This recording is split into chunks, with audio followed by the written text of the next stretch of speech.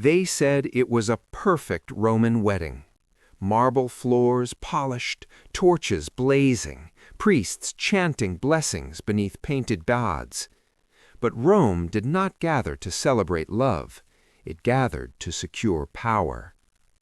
On the night Livia Marcellina was married, the city watched a ceremony it had perfected for centuries. Hands joined, vows spoken, dowry announced like a political treaty. The crowd laughed at crude wedding songs. Senators toasted the alliance. Her groom stood composed, confident, already calculating the future. To everyone present, the ritual appeared sacred, orderly, civilized. But what the guests did not see was the part Rome never described. When the doors of the domus closed and the torches outside began to dim, the celebration ended. The real ritual began. Not a ritual of romance, not a ritual of intimacy, a ritual of verification. A ritual designed to protect bloodlines, silence doubt, and ensure that no child born of this marriage could ever be questioned. In the private chambers of Rome's most powerful families, brides were not simply welcomed, they were examined, witnessed, documented, certified, and sometimes erased from record when convenient. History remembers Rome for its laws, its legions, its architecture carved in stone. It rarely speaks of the systems built inside marriage beds, systems crafted not for affection, but for control. Because what happened after the ceremony was too procedural to be dramatic, too normalized to be scandalous, and too effective to be condemned. Tonight, we step beyond the public spectacle and into the chamber where Rome secured its future.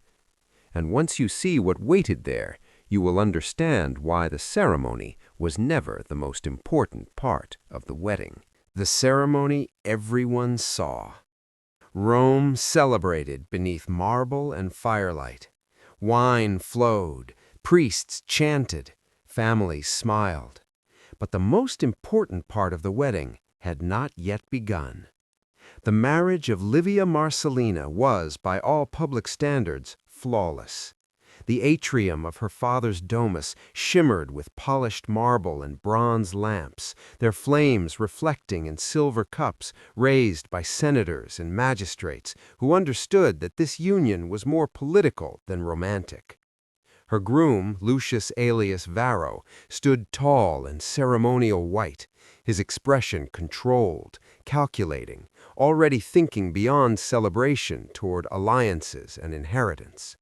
Livia, veiled in saffron and bound with the knot of Hercules, appeared serene, her posture perfect, her eyes lowered exactly as Roman virtue required. To the guests, this was a sacred contract sealed by tradition. To Rome, it was strategy. The public ritual followed custom with mechanical precision. Hands were joined, offerings were made to Jupiter and Juno. The dowry was announced in measured tones that disguised negotiation as blessing. Musicians filled the air with familiar melodies, while young boys shouted crude verses about consummation, laughter masking inevitability. It was spectacle, but Rome excelled at spectacle.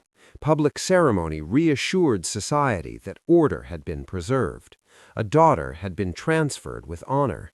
A household had been strengthened. Nothing more required explanation. Yet Livia understood something others pretended not to know.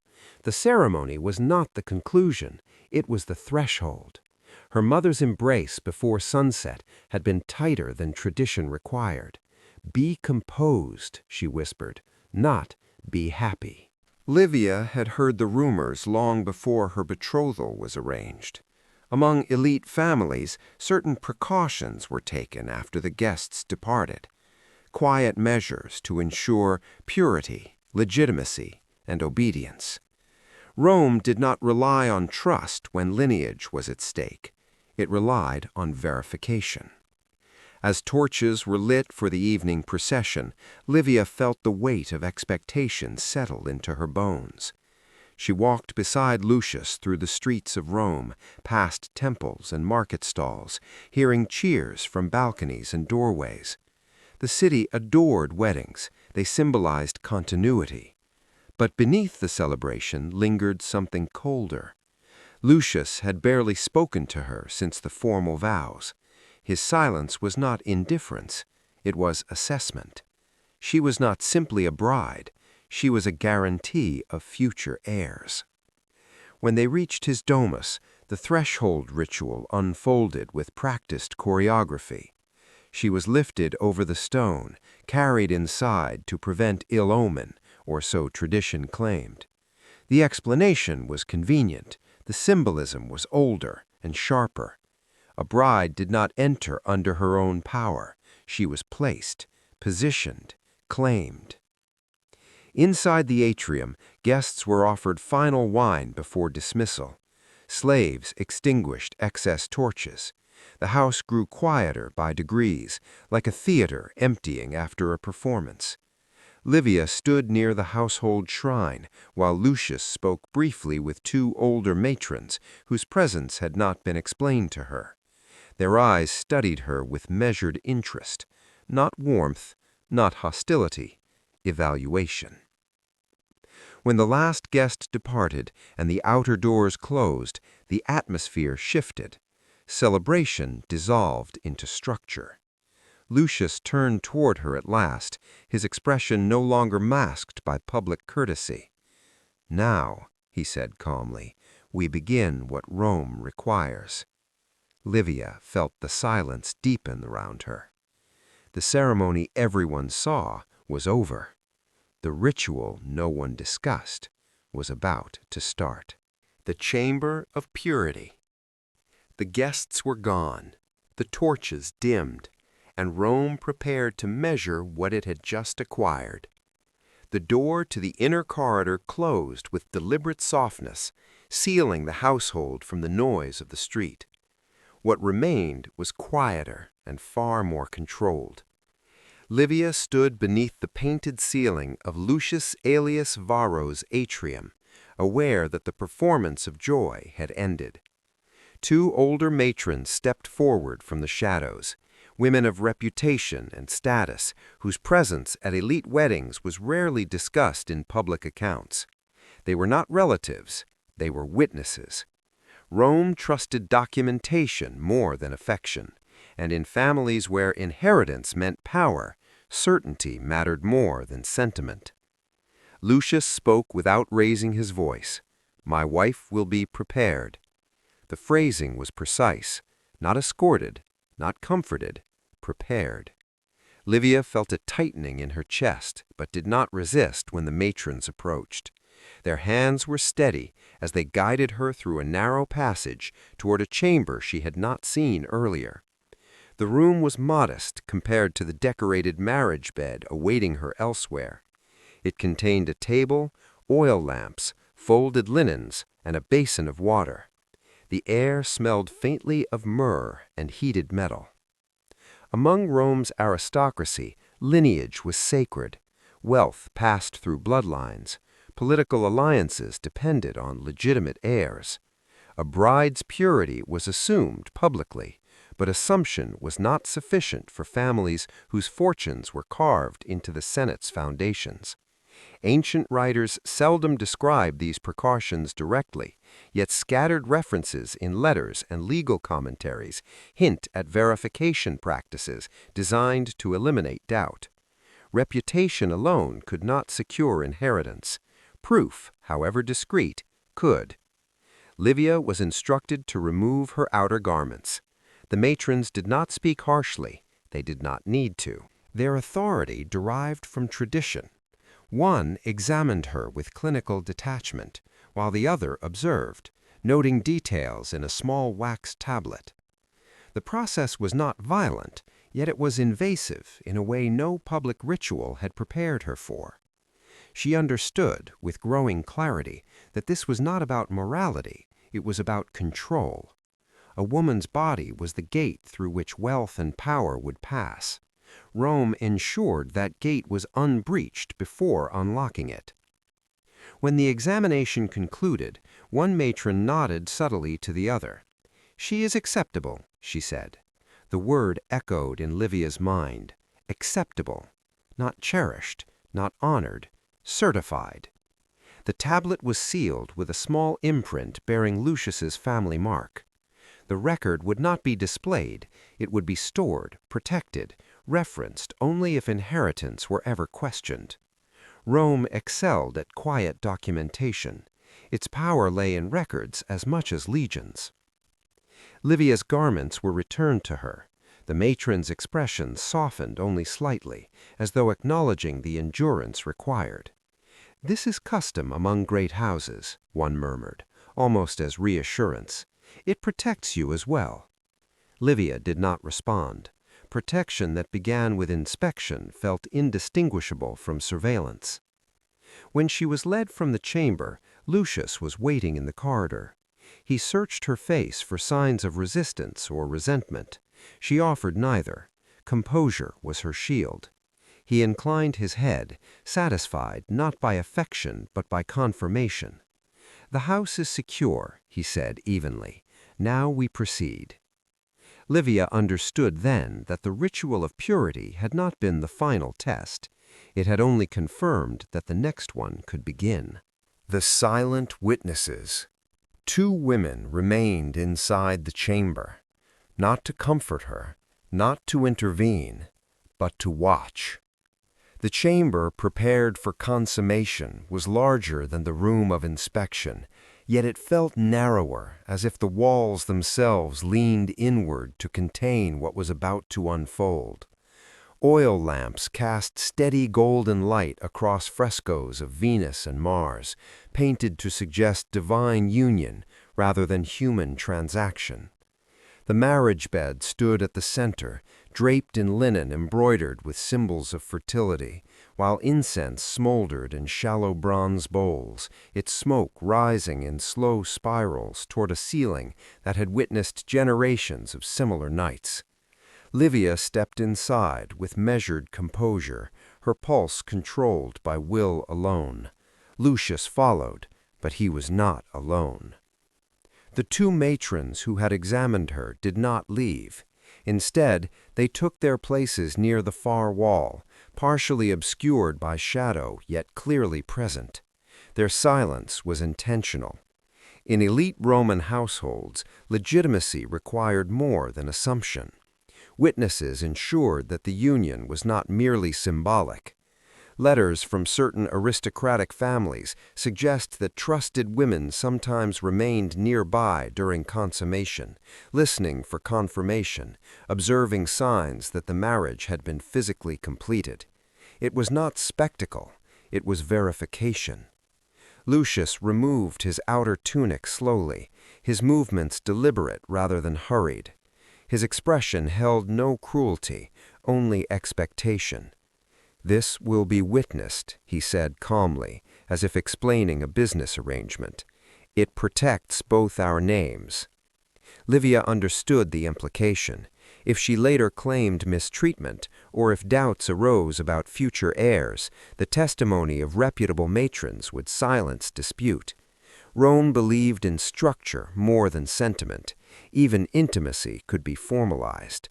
She moved toward the bed when instructed, aware that resistance would not be interpreted as modesty, but as defiance. The matrons did not avert their eyes.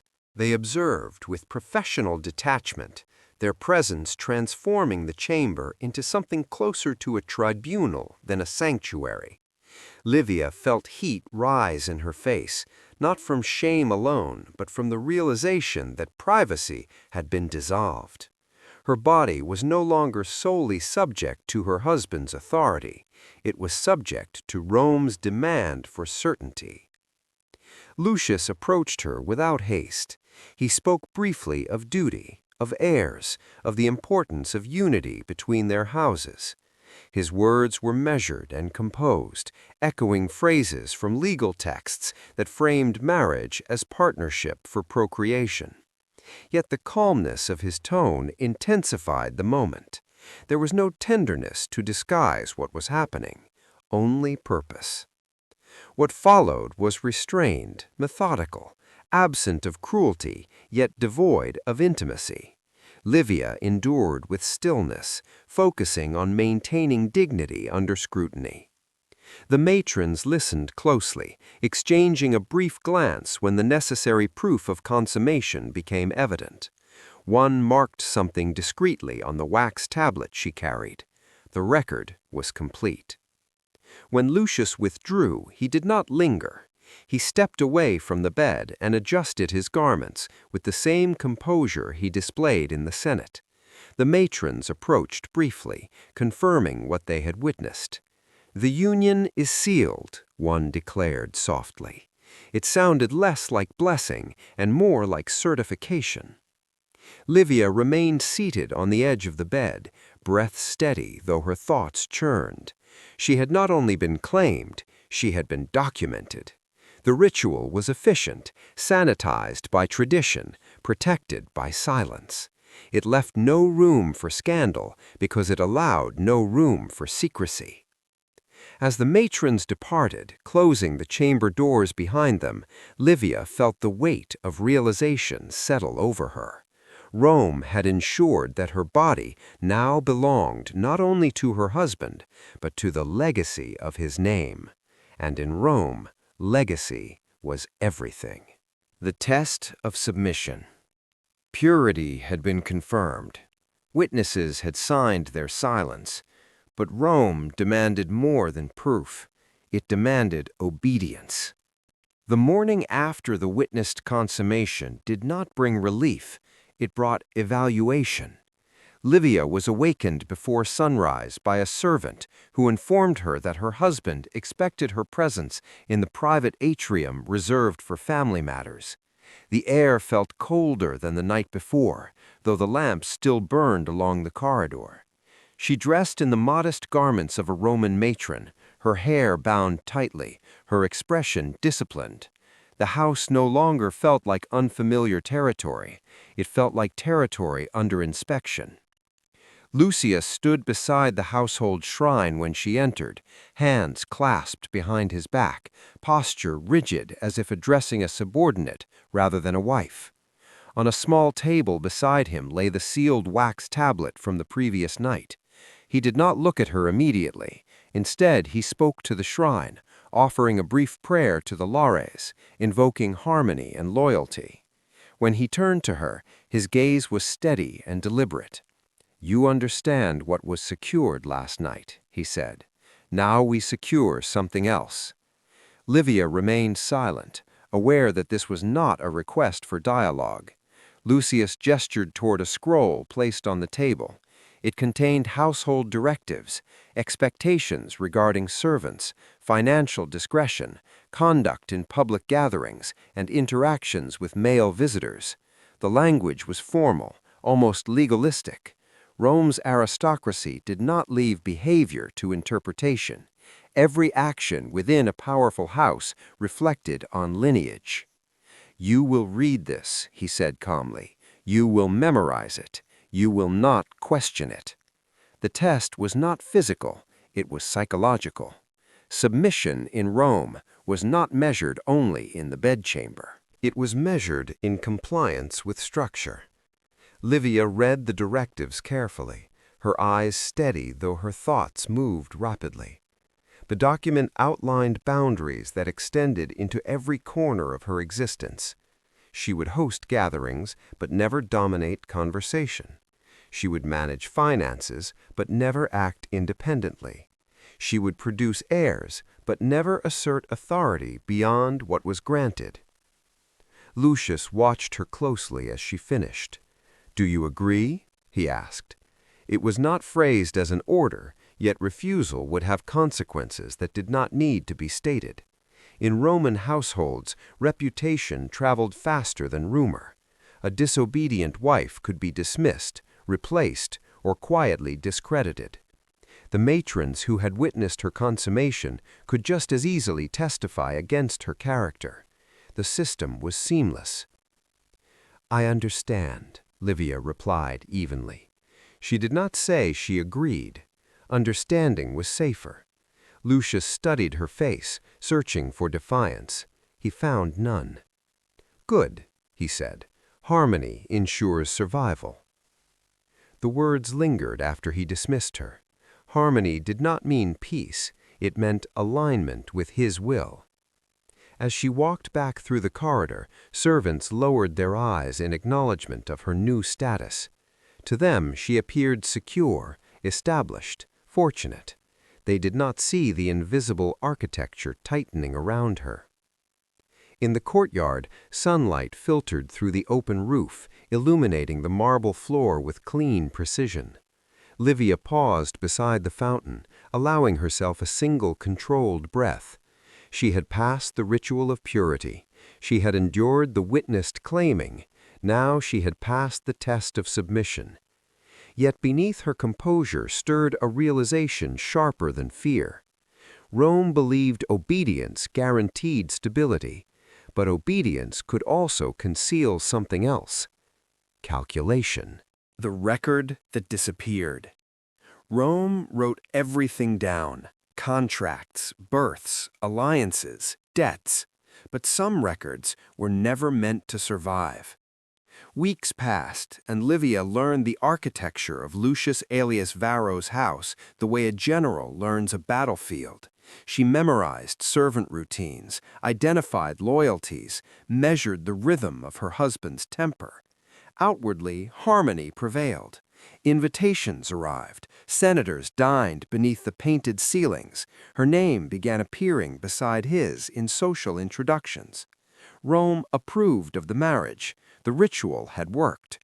Yet beneath the polished surface, something unsettled her. One afternoon, while overseeing storeroom inventories, Livia noticed a discrepancy in the household archive chest. Roman aristocratic families kept meticulous records: dowries, property transfers, birth declarations, even minor domestic agreements were sealed and preserved. The wax tablet documenting her examination and witnessed consummation had been stored there days earlier under Lucius's seal. Now it was gone. She said nothing at first. Silence was currency in Rome, but absence has weight, and she felt it immediately. Records in elite households did not vanish by accident. They were removed intentionally.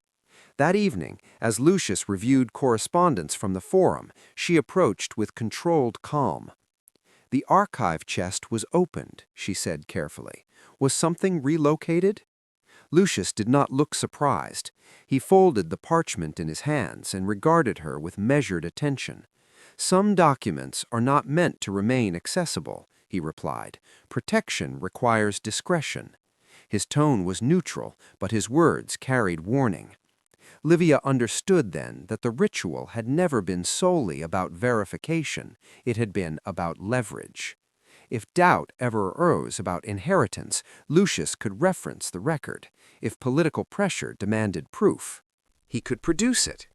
But if scandal threatened his reputation, the same record could disappear permanently. The existence of documentation was power. Its removal was also power. Rome valued control over truth more than truth itself. That night, Livia lay awake considering the implications. The matrons had witnessed her submission. The examination had certified her purity. The tablet had sealed legitimacy. And now the evidence was hidden beyond her reach. She had been measured, approved, recorded, and then strategically obscured. It was not protection, it was insurance. In aristocratic circles, rumors traveled quickly. A bride suspected of impurity could destroy alliances. A husband accused of cruelty could destabilize influence.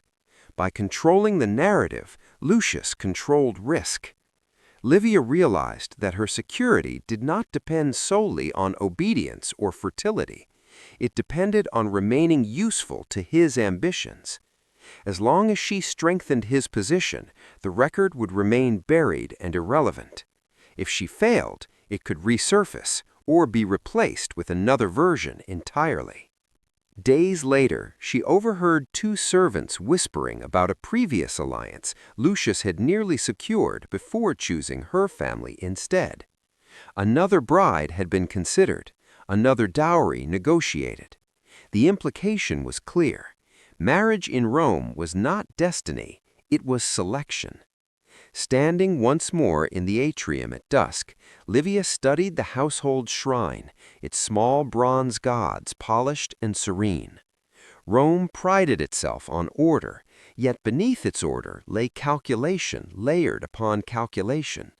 The ritual that followed the ceremony had not been sacred, it had been strategic. The record that proved her legitimacy had been created not to honor her, but to contain her. And containment, she understood now, could take many forms. Some were visible, others were erased. What the ceremony was hiding. Rome called it sacred. Rome called it lawful. But what it truly protected was power. Seasons turned, and Livia Marcellina adapted with precision that would have impressed any senator. She moved through Lucius Aelius Varro's household not as a trembling bride, but as a composed matron who understood the mechanics of survival. Her obedience was flawless in public, her management efficient, her presence dignified. When she conceived, the house shifted almost imperceptibly.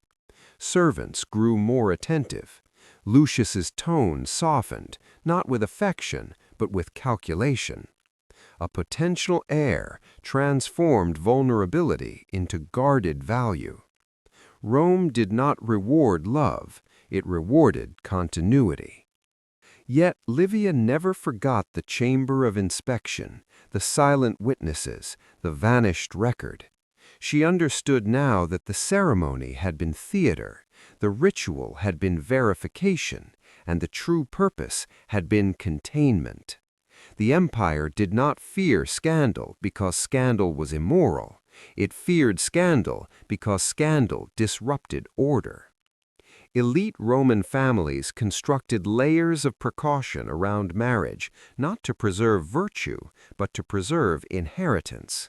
A bride's body was the gateway through which property, influence, and political stability would pass. Rome protected that gateway with ritual, law, and silence. In letters from later centuries, historians would praise Roman discipline and domestic stability. They would describe matrons as paragons of modesty and strength. What they would not describe were the private mechanisms that enforced that stability. The examination before consummation, the witnessed union, the sealed documentation. These practices survived not because they were monstrous, but because they were efficient. They prevented disputes, they prevented doubt. They ensured that when a child was born, no rival could challenge his legitimacy without confronting a system already prepared to defend it. Livia's son arrived in the early hours of a winter morning. The cry that echoed through the domus was greeted with relief, not tenderness. Lucius stood beside the hearth as the infant was presented, his expression composed but satisfied. "Our house is secure," he declared. The words carried more weight than any blessing. Secure from rumor, secure from challenge, secure from uncertainty. But security came at a cost that history rarely counted. Livia understood that her value had increased, yet her autonomy had not returned. She was respected now, consulted occasionally, trusted with greater discretion. Still, the foundation remained unchanged. The ritual had confirmed ownership, the law had supported it, the silence had preserved it. Years later, when another aristocratic wedding filled the streets with torches and laughter, Livia watched from her balcony. She saw the bride lifted over the threshold, saw the crowd cheer, saw the illusion repeat. Rome continued as it always had, efficient, disciplined, unwavering. The ceremony dazzled, the ritual protected, and the truth remained unspoken. Because what happened after the ceremony was never about romance. It was about certainty. It was about control disguised as custom. It was about an empire that trusted documentation more than devotion. Rome's secret wedding ritual was not hidden in forgotten scrolls or buried beneath ruins. It was hidden in plain sight, disguised as tradition. And as long as power depended on bloodlines, the ritual would endure, not as cruelty, but as policy. And policy, unlike empires, does not crumble easily.